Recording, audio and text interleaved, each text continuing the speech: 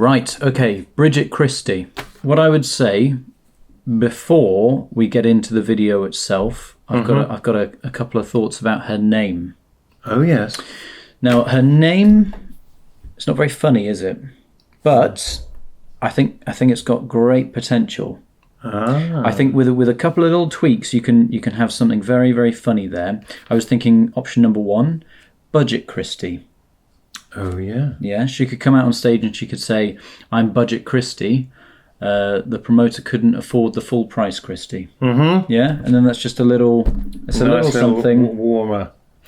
Option 2, Budget Christie, nice, yeah. Budgie Christie, and she could have a costume with some nice plumage or something, and that could be a nice little character act. Budgie Christie, so yeah, so we like a budgerigar act, and obviously we've seen a fair few of those over the years, but she would make that her own. Mm-hmm. And you haven't seen those over the years, but not recently. No, that's true. No, so she can bring that back into the fold, and well, I think the scene would be the scene's sort of crying out for her at the moment, wouldn't you say? Budgerigar based acts, yes, yeah. I do think that absolutely, yeah. Yeah.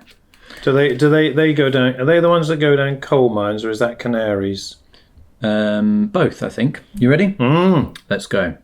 So I'm Bridget Christie. I'm a woman. This is interesting. The length of the pack accommodates the breadsticks, but the length of the Nutella doesn't go all the way down to the bottom. It only goes halfway.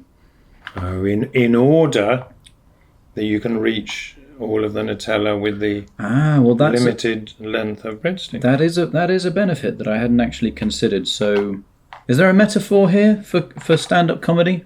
You want your jokes to be just as long as they need to be, plus a little bit extra, so your audience can reach down and get that and get the punchline. Because sometimes you basically your job as a comedian is to scoop that punchline out of the bottom of the pot for the audience, and then you smear it over the breadstick. Well, that's quite a strong word, isn't it? And hand it to the audience. Yeah, smear it. I'm smearing my jokes for the audience. Yeah, visceral word, that, isn't it? What does that mean? I don't know. I don't need to explain to you what a woman is. For goodness sake, you'll have seen us, out and about, Now, what I would say with that, she said, "I don't need to explain this to you." What does she then do? Yes, you're right. Well spotted. Starts explaining, doesn't she? So that's good there. She obviously had recognised what she shouldn't do. But then she's been lured. She's lured herself in, hasn't she? She's fallen into her own trap, is what's happened there. She's set the trap. She said, "I don't need to do this." But then she's done it, which is a bit of a shame to see, isn't it? Falling into your own trap, that's not... I mean, like a rat would never set a trap, so it's not going to happen with a rat. So who would fall into their own trap apart from Bridget Christie? Maybe quite an incompetent hunter. Yes, which is probably going to happen. Yeah. Shopping and crying and pointing at babies. Okay. Sorry to stop it again there. No. She's got to be careful here not to lean on stereotypes. Okay? Yes. Now, I know that stereotypes, they're such a useful, easy shorthand in everyday conversation, aren't they? But when you're doing stand-up, I think your audience are going to be expecting a little bit more of you. So you shouldn't lean on stereotypes in your stand-up, I think. Would you say? I would say that, and I mean, women cry, but men cry. Men also do shopping. Yeah. And what was the third thing? Pointing at babies. Well, I do that. Do you do that? You're pointing at babies. Just when you see one. Sure. Well, if I'm with Joe, I'll go, "Oh, look at that nice baby," and I'll point. I don't want to alarm you, but I've got a bit of Nutella left, and I've run out of breadsticks. I'm not alarmed by that. Okay. Now, a woman's looks are very important, okay? They are crucial. In fact, a woman's looks are more important than anything she could ever think, say, do, or achieve. Right, let's stop it there. A woman's looks are so important. Think, say, do, achieve. I might use that, actually. Because I don't do any of those enough. I do say quite a lot, but the others I don't do very much. You've certainly achieved a lot. You're a revered figure on the comedy scene. Well, revered's a little bit underplaying it, if anything. The women are often asked to give people a twirl so that she can be approved in 3D. Most women don't just turn around in circles all day long, getting dizzy and looking hopeful. No. Yes. She's brought up the twirl, which I love. I love that. But what I think would be better is if she actually twirled. If she actually did the twirl, that would be a nice visual cue for the audience. We're always talking about visual cues, aren't we? And I think doing the twirl as well as talking about it would really help to sort of build that imagery that she's trying to put in the minds of the audience. Do you agree? I do agree. You'd see what she's wearing a little bit more. And you know, she said that it helps to appreciate them in 3D. Yes. Why not? Why not show exactly what you're talking about? Demonstrate it to us. Do lots of other things as well. For example, when Christine Lagarde isn't turning around in a circle, she's the head of the International Monetary Fund. Angela Merkel fills her time between turns by being the German Chancellor. Jane Torville. Right. Now, we've run into a problem here. She's giving examples of women. I understand that much. But the examples that she's giving, they're not very well known, are they? I personally had to Google Christine Lagarde. It's not Lagarde, is it? Anyway, yeah, go on, yeah. What is it?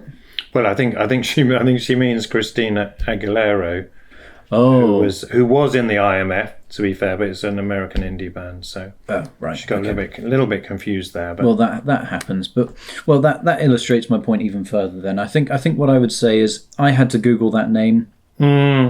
You don't want your audience to be Googling things in the middle of your routine. You don't want them with their phones out because they don't understand something that you've just said. That's sort of comedy 101, isn't it? You don't want to be forcing your audience into that. So I would pick someone else. I'd pick more household names. Claudia Winkleman, I was thinking. It's a funny name. It's a funny name, and people like Claudia Winkleman. There's a fondness there. So I think that's... Did you see The Piano? That was a good programme. Was that Claudia Winkleman? Oh yeah, it definitely was Claudia Winkleman. No, I didn't see that. What was it? Was it about a piano? Yes, it was. It was a lot of different people playing pianos on railway stations, and Claudia Winkleman was there. Okay. And the piano bit wasn't great, honestly, but once Claudia's there, she just lifts the whole thing, doesn't she? It was lovely. It's not a good example to use here. Okay, so we've seen the whole thing there. Summarising thoughts. It's a very nice bit of fun. Nice bit of comedy, if we can use that word. But a lot of audiences now, they're looking for a little bit more, aren't they? They're looking for a little bit of an edge, a little bit of satire, maybe something a little tiny bit political. So I'm thinking with only a little tweak, this could start to address the gender pay gap in 1980s figure skating or something like that. Right, that's quite niche, but you think that'd be a good thing to do? I think that'd be a good thing to do. Or consumer rights, which is very, very current and very, very right for comedy. Joe and I were missold a toaster recently.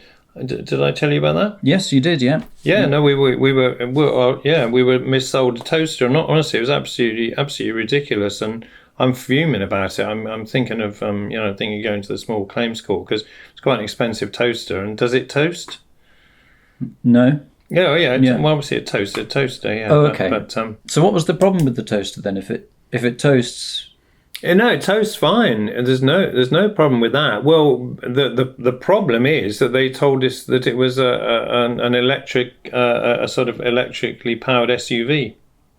Oh, so it's just a completely different thing.